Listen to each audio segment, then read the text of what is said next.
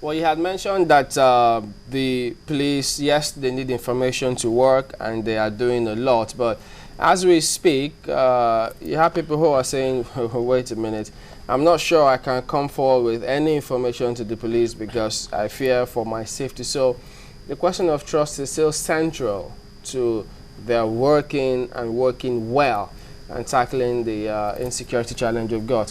What can you tell us that they're doing now to earn that trust from Nigerians? The first thing I can tell you they are doing now is that they are sorting out their own house at the moment. You will agree with me that in the last 20 years ago, the type of police you are seeing out there is different from the type you are seeing now. We've had bad eggs in the force.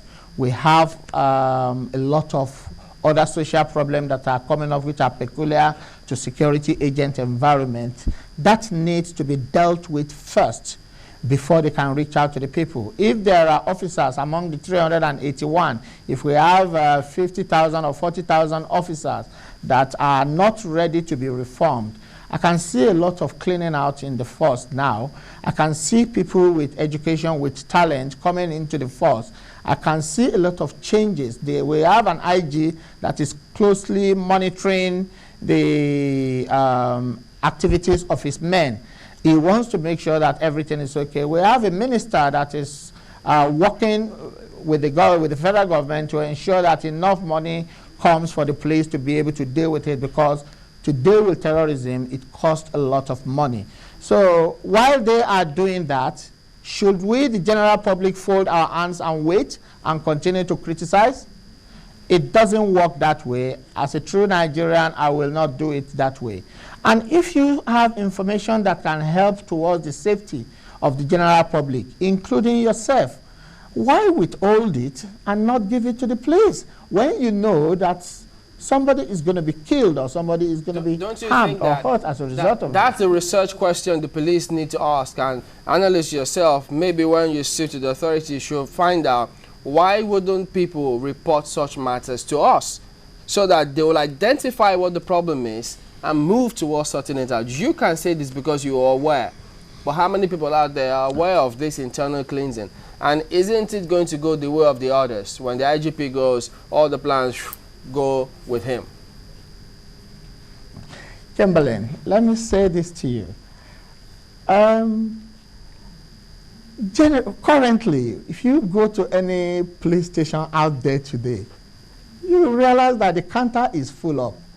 Almost everybody in Nigeria knows one police officer to call when they are in trouble, when their car is impounded, when their neighbor is disturbing them. They use police, the people go to the police. On your phone, I'm sure you have a number of one police officer or the other you can call if you have problem out there. So at the moment, we're not at that total freeze out where people are not talking to the police. People are talking to the police. The government is trying to get the police from a reactive force to a proactive force. The issue of not wanting to give information to the police is not only peculiar to Nigeria.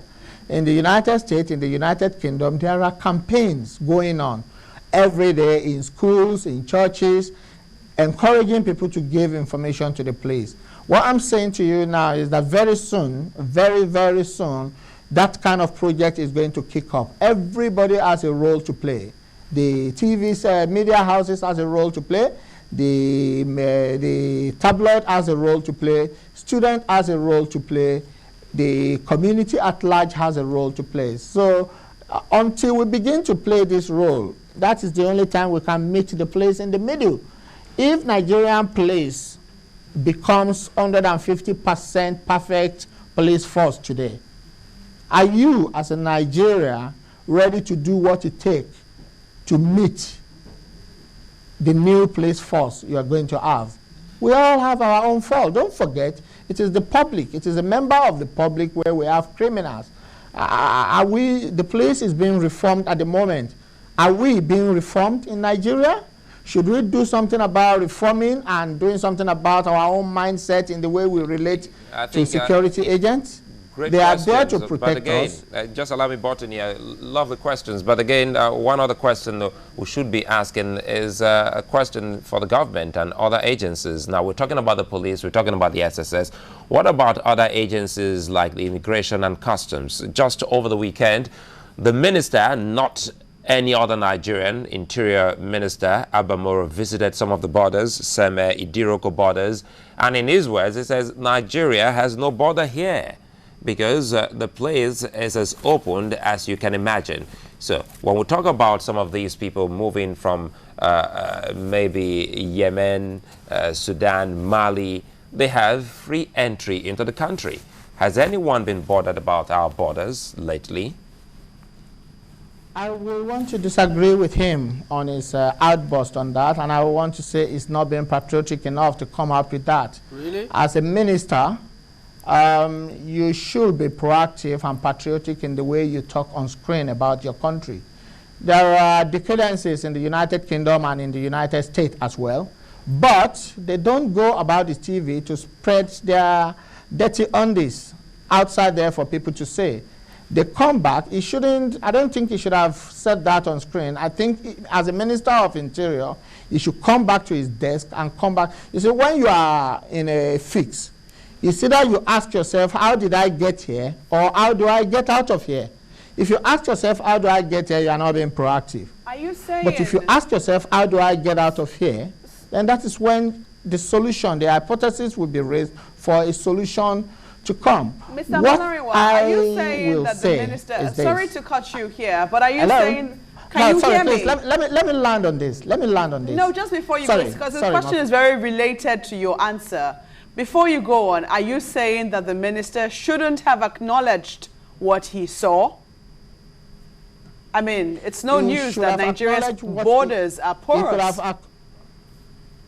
He could have acknowledged what he saw in a more proactive way.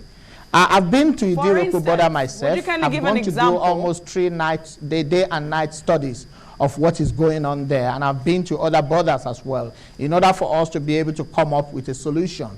Now, the fact that he did not know about this does not necessarily mean that something is happening.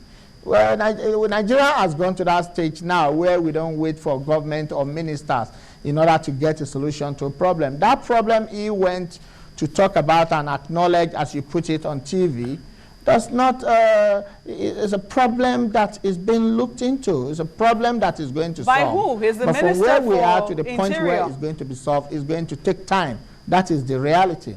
But very soon, we're going to see infrastructures at our borders that will show to the world that our border is not that porous. I try to travel. My company has a branch in the Republic of Benin. I deliberately carried out a test of how you can go out of Nigeria and come back to Nigeria easily. I can assure you the security agents there are trying their best. That does not necessarily mean that their best is enough.